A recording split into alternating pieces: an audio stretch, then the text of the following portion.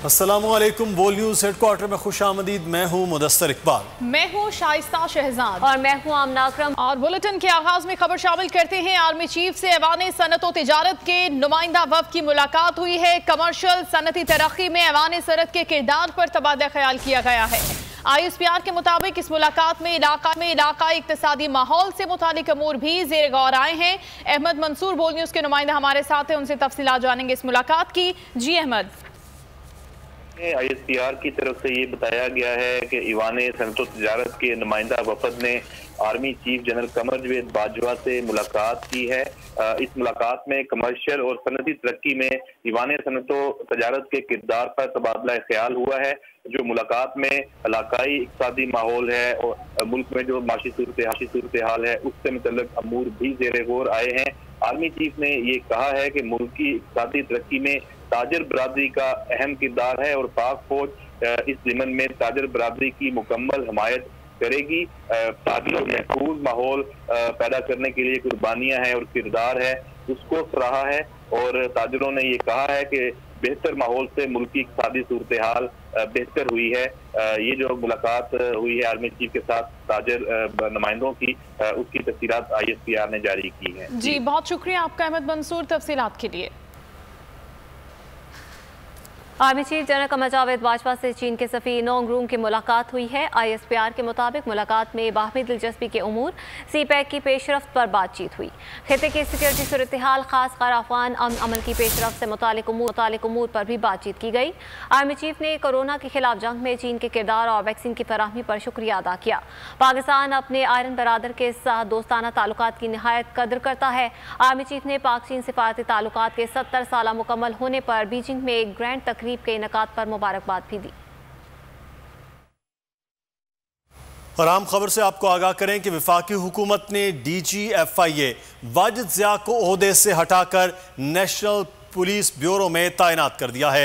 वफाकी काबीना ने असम्बली सर्कुलेशन के जरिए वाजिद ज़िया को हटाने की मंजूरी दी है। IGP के सनाउल्लाह अब्बासी को नया DGFIA लगा दिया गया है।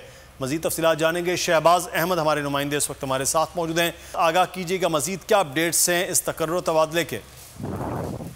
जी देखिए मुदस्सर, ये बहुत बड़ी तकर्री है और ऐसे वक्त में जब जहांगीर तरीन का केस जो है वो हतमी मराहिल में और उनका केस सारा FIA देख रहा था, तो इस मौके पर वफाकी हुकूमत ने एक बड़ा फैसला किया है और DGFIA वाजिद ज़िया को उनके ओहदे से हटा दिया गया है और उनको नेशनल पुलिस ब्यूरो में तैनात करके जो IG खैबर पख्तूनख्वा थे सनाउल्लाह अब्बासी, उनको नया DGFIA तैनात कर दिया है। उनकी जगह मौज़म जा को IG KP के तैनात कर दिया गया और सलाउद्दीन को IGFC लगा दिया गया है। ये तमाम अहम तकर्रियों की वफाकी काबीना ने असम्बली सर्कुलेशन के जरिए मंजूरी दी है और हुकूमत की जानिब से ये मौक़िफ़ इख्तियार किया गया है कि वाजिद ज़िया जो कि उनके रिटायरमेंट के दिन थोड़े रह गए थे, इसलिए उन्हें नेशनल पुलिस ब्यूरो में भेजा गया है और कुछ देर के बाद इनकी जो तैनातियाँ कर रही हैं उनके बाज़ाब्ता नोटिफिकेशन जारी कर दिए जाएंगे। जी ठीक है, शहबाज अहमद हमें तफसीलात से आगाह कर रहे थे, बहुत शुक्रिया आपका। NCOC ने कारोबारी पाबंदियों में नरमी कर दी है। कारोबार अब 2 दिन की बजाय 1 दिन बंद रहेगा। बैनुल सूबाई ट्रांसपोर्ट पर हफ्ते में 2 रोज़ा पाबंदी खत्म। दफातर में 100% हाजिरी की इजाज़त दे दी गई। सरकारी और गैर सरकारी मुलाजमीन के लिए वैक्सीनेशन लाजमी है। 18 साल से ज़ायद उम्र के अफराद के लिए 11 जून से वॉक इन वैक्सीनेशन शुरू होगी। वफाकी वज़ीर असद उमर की ज़ेर सदारत NCOC के इजलास में फैसलों का इत्तलाक 15 जून से होगा। वफाकी वजीर असद उमर की ज़ेर सदारत NCOC इजलास में बड़े फैसले, पाबंदियों में नरमी, कारोबार अब 2 के बजाय 1 दिन बंद रहेगा। दिन का फैसला सूबे खुद करेंगे। बैनुल सूबाई ट्रांसपोर्ट हफ्ते में 2 दिन बंद रखने की पाबंदी खत्म। पब्लिक ट्रांसपोर्ट में 50% के बजाय 70% सवारियां बैठाने की इजाज़त होगी। दफातर में निस्फ हाजिरी की शर्त ख़त्म करके मुकम्मल हाजिरी की इजाज़त। सरकारी और गैर सरकारी मुलाजमीन को 30 जून तक लाजमी वैक्सीनेशन कराना होगी। इंडोर जिम खुलने की इजाज़त, गैर राबते वाले सिलेक्टेड खेलों की इजाज़त होगी। मज़ारात और सिनेमा घर बंद रहेंगे। 18 साल से ज़ायद उम्र के अफराद के लिए 11 जून से वॉक इन वैक्सीनेशन होगी। वैक्सीनेशन सेंटर्स 11 जून से सुबह 8 बजे से रात 10 बजे तक खुले रहेंगे। इतवार को छुट्टी होगी। NCOC इजलास के फैसलों का इतलाक 15 जून से होगा। सरबराह NCOC असद उमर कहते हैं कि मुल्क में 1 करोड़ अफराद की वैक्सीनेशन मुकम्मल हो गई। साल के आखिर तक 7 करोड़ लोगों को वैक्सीन लगाने का हदफ है। 1 करोड़ वैक्सीनेशन मुकम्मल होने पर तकरीब में इजहार ख्याल करते हुए असद उमर ने कहा कि रोज़ाना 3 से 3.5 लाख अफराद वैक्सीन के लिए रजिस्ट्रेशन करवाते हैं। आवाम से अपील है कि वैक्सीन लगवाएं। वैक्सीनेशन जितनी जल्दी करवाएंगे उतनी ही जल्दी बंदिशें खत्म होंगी। उन्होंने मजीद कहा कि पाबंदियों की वजह से कोरोना के असरात कम हुए।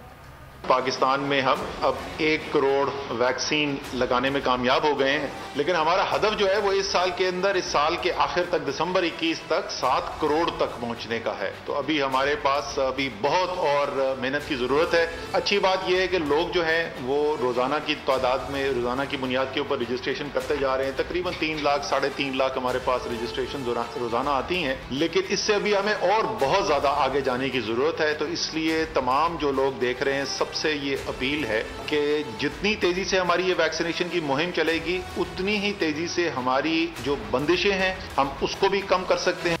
इक्तिसादी राब्ता कमेटी में अहम फैसले कर लिए गए। $1 अरब की कैंसाइनो, साइनोफार्म, साइनोवैक और फाइजर वैक्सीन खरीदी जाएगी। कोरोना वैक्सीन की खरीदारी के लिए पहले मरहले में $18 करोड़ की मंजूरी दे दी गई है।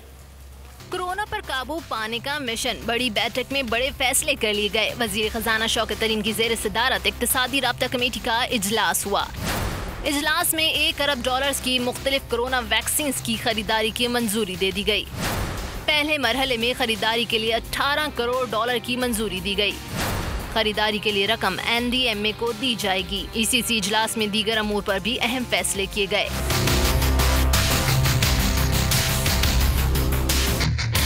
कोई भूखा न सोए एहसास फंड के क़याम की मंजूरी दी गई। सुप्रीम कोर्ट के जजेस की सरकारी रिहाइश गाहों की तामीर और मरम्मत के लिए फंड्स। वजारत इंसानी हकूक़ के लिए 2 करोड़ 21 लाख रुपए से ज़ायद की ग्रांट और इंटेलिजेंस ब्यूरो के लिए तकनीकी सप्लीमेंट्री ग्रांट की मंजूरी दी गई। वजारत तालीम के लिए 37 करोड़ 80 लाख रुपए की तकनीकी ज़मनी ग्रांट भी मंजूर की गई। मिल्लत एक्सप्रेस जब कराची से चली तो बोगियां हिल रही थी। कोच नंबर 10 के ये कहना है कि बफर मिसिंग थे, बोल्ट टूटे हुए थे, ज्वाइंट खुला हुआ था। इब्तदाई इंक्वायरी रिपोर्ट में 22 अफराद को जिम्मेदार करार दिया गया है। अगर इस्तीफा 63 कीमती जानों का नेमुल बदल है तो देने को तैयार हूँ। वजीर रेलवे आजम सवाती की लाहौर में न्यूज़ कॉन्फ्रेंस, कहा कि 8 मील के ट्रैक के अंदर कोई खराबी थी। ट्रैक खराब हो तो स्पीड कम करना पड़ती है। जहां ट्रैक कमज़ोर है वहां स्पीड की कदगन लगाई हुई है। हर सूरत ट्रैक को अपग्रेड करना है। हादसे में 63 अफराद जाँ बहक और 107 जख्मी हुए। लवाहिकीन को 15 लाख रुपए फीकस दिए जाएंगे। जख्मियों को 50,000 से 3 लाख मिलेंगे। नंबर 10 जो है उसके अंदर बफर जो है वो मिसिंग थे, उसके बोर्ड जो थे वो टूटे हुए थे, ट्रस्ट बार जो है वो हैंगिंग थे। पैसेंजर जो है ये बता रहे हैं कि जब कराची से मिलट ट्रेन जो है चली है तो उसके अंदर जो है डब्बे हिल रहे थे। हमने हर सूरत के अंदर अपने पूरे रेलवे ट्रैक को जो है वो अपग्रेड करना है। 63 कीमती जानें जो हैं ये शहीद हुई हैं, 20 जो है अभी तक ज़ख्मी हैं, 15 लाख जो है जो शहीद हुए हैं उनको देते हैं, 50 के ऊपर जो है मुनसर है। बहुत सारी जगहों के अंदर हमने कदगन लगाई हुई है कि यहाँ पे 40 मील स्पीड होगी, यहाँ पे 60 होगी, 50 होगी, 70 होगी। मैं हो सकता है कि संडे को या मंडे को जो है प्राइम मिनिस्टर साहब के साथ मिलूँ और देखूँ कि इनके लिए हम और क्या कर सकते हैं।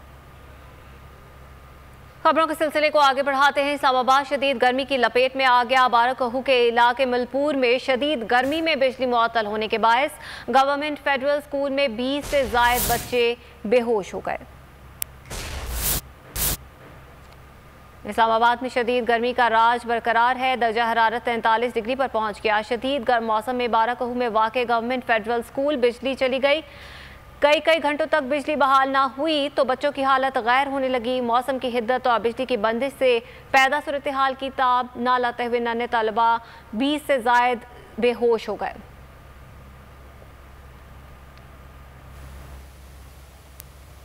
गर्मी की शदीद लहर, वफाकी सरकारी तालीमी इदारों के औकात कार कम कर दिए गए। तालीमी इदारे सुबह 7 से दिन 11 बजे तक खुलेंगे। तालीमी इदारे पीर से जुमेरात तक खुलेंगे। इवनिंग शिफ्ट वाले इदारे जुम्मा हफ्ता को खुलेंगे। इदारों को 50% बच्चे लाने की इजाज़त होगी। तालीमी इदारों के औकात कार कम करने से मुतालिक नोटिफिकेशन भी जारी कर दिया गया है। नेपरा ने मुल्क में लोड शेडिंग का नोटिस ले लिया है। वजूहात जानने के लिए जुमे को डिस्कोस के तमाम चीफ एग्जीक्यूटिव्स को बुला लिया गया। मुल्क में गैर एलानिया लोड शेडिंग, नेपरा ने सूरत हाल का नोटिस ले लिया। नेपरा ने लोड शेडिंग में इजाफे पर डिस्कोस के तमाम चीफ एग्जीक्यूटिव्स को तलब कर लिया। नेपरा ने हिदायत की कि चीफ एग्जीक्यूटिव्स जुम्मे को पेश होकर लोड शेडिंग की वजूहात और अवाम को रिलीफ देने के लिए इकदाम से आगाह। नेपरा ने कहा कि शदीद गर्मी में लोड शेडिंग के बाइस अवाम मुश्किलात का शिकार है कि इलेक्ट्रिक समेत तमाम तकसीम कार कंपनियां बिजली के बिला तात्तुल फराहमी को यकीनी बनाएं।